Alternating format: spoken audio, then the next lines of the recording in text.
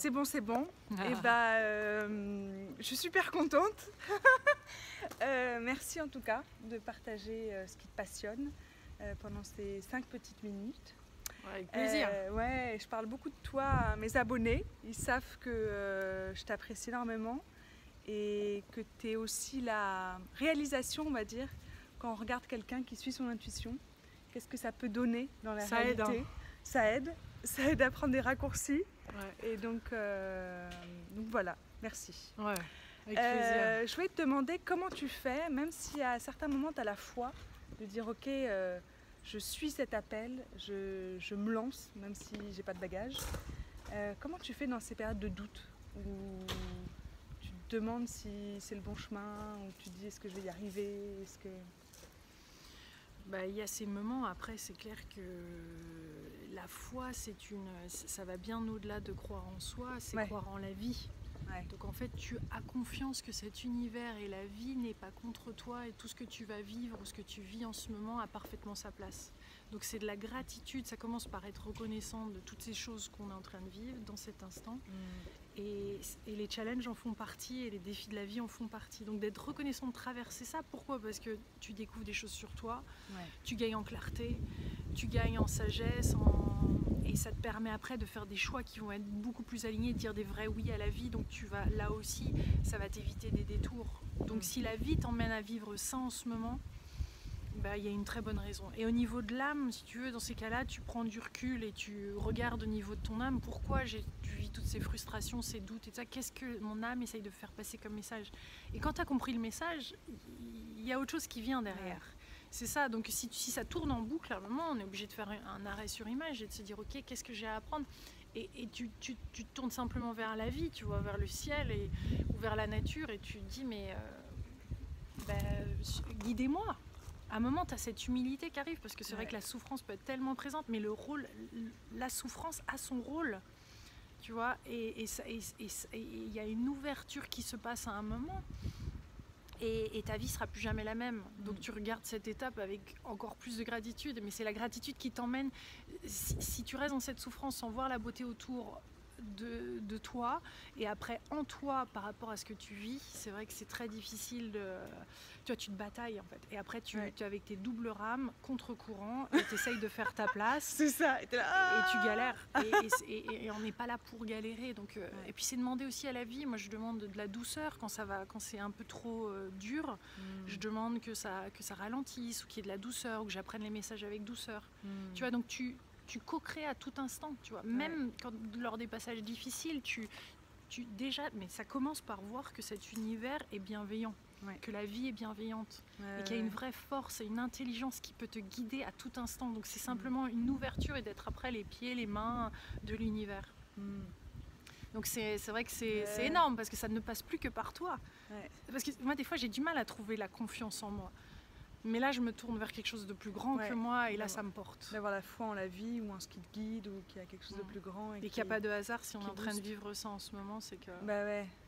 Et une autre question, comment tu fais pour apprécier l'expérience? C'est comme si il y a plein de visions, moi j'ai plein de visions, de cap, et ça arrive. Mais il y a des moments où je sens que je ne profite pas de l'instant. Et là, j'étais avec mon petit-neveu, et je lui ai offert un cadeau, et hop, il en voulait un deuxième, aller ailleurs. Et je lui dis, mince, je suis comme ça en fait. Tu vois, comment tu arrives à rester là et à profiter du moment, même si tu as tous ces rêves, tous ces caps? Parce que tout est là, parce que l'instant présent est tellement riche. En fait, c'est lié à la foi là aussi. Parce que l'instant présent est tellement riche que tout se passe maintenant, et que nos pensées de maintenant, nos actions de maintenant vont permettre le futur. Tu vois.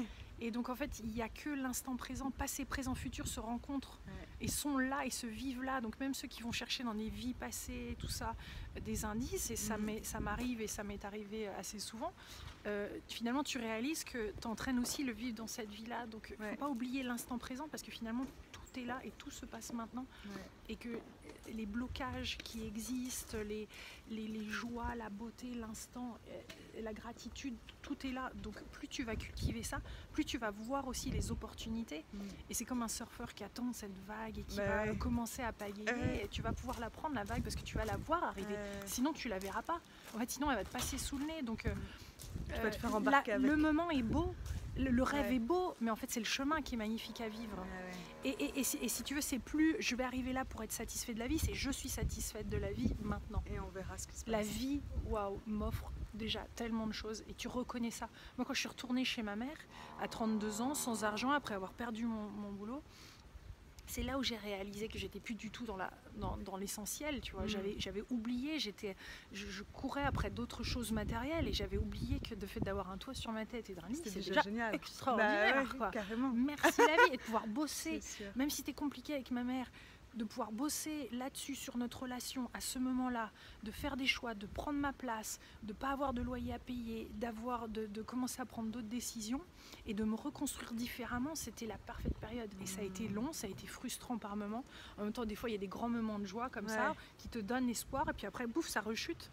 Mais qu'est-ce que c'est bon je veux dire, après, une fois que tu passes ces caps-là, il n'y a plus à les repasser. C'est plus de la même manière, ça va très vite après. C'est plus léger ou c'est plus fluide, quoi. Ouais, et puis tu as les outils et donc tu vas direct à l'essentiel et tu essayes de voir ce qui est en train de se passer. Ouais. Donc ça peut mettre du temps, mais tu vois, moi, comme le temps que ça m'a mis pour attirer l'homme de ma vie, pour avoir un enfant, tu vois, le fait d'être enceinte et tout ça, je vois le temps que ça a mis et je l'ai apporté de saison en défilé 100 jours après une autre saison. Et c'était pas tant arriver à cette intention au bout des 100 jours, c'était qu'est-ce que je vais vivre, qu'est-ce que je vais apprendre pendant. Ouais, pour m'ouvrir, parce que je me suis rendu compte, et je pense que c'est la plupart d'entre nous, c'est ça, c'est qu'on demande de très belles choses, mais on a peur de recevoir en fait, et on flippe, et si on reçoit trop tôt, on le sabote. Donc la vie est en train de nous apprendre à accepter le niveau de magnificence, enfin d'excellence, de divin qu'il y a dans chaque instant, pour pouvoir accepter la beauté de nos rêves une fois qu'ils seront présents, quoi. Parce que si tu rencontres, comme moi j'aurais rencontré Michael, le grand amour, avant, il y a 4 ans, je l'aurais expulsé de ma vie. J'aurais jamais pu être avec autant d'intensité, d'amour et de joie. Beau, de vivre ces interviews maintenant et de les partager, j'aurais jamais pu être avec tout l'amour que je reçois des co-créateurs en retour. C'est immense. Si j'avais pas fait ce travail avant de moi, de commencer à m'aimer, mais j'aurais saboté le truc, mais je l'aurais envoyé en l'air. C'était too much, tu vois. Donc c'est important d'apprendre à s'aimer. C'est important d'apprécier chaque instant. C'est important de laisser la lumière rentrer pour après pouvoir la manifester, tu vois. Ah, bah merci. Ça te touche et c'est bien, ça veut dire qu'il y a quelque chose qui est passé ça me touche. Dans ces cellules. En général, j'ai tellement de visions, tellement de caps qu'après, j'ai pas la lignée temporelle.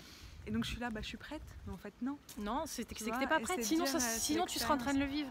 En fait c'est ça, c'est d'avoir cette humilité aussi de se dire, mais est-ce qu'il y a encore autre... Ça m'est arrivé, j'ai pas osé dire cette phrase avant, mais je l'ai dit quand je cherchais à être enceinte. Je disais, s'il y a encore quelque chose que je dois faire, parce qu'on a l'impression des fois d'être prêt. Tu vois, puis on se convainc en plus d'être prêt. Oui. Puis après on comprend pas. Cellulairement, on l'est pas, quoi. Et il y a autre chose qui est à libérer, ou des mémoires qui sont à libérer, ou il y a quelque chose d'autre à vivre avant, quoi.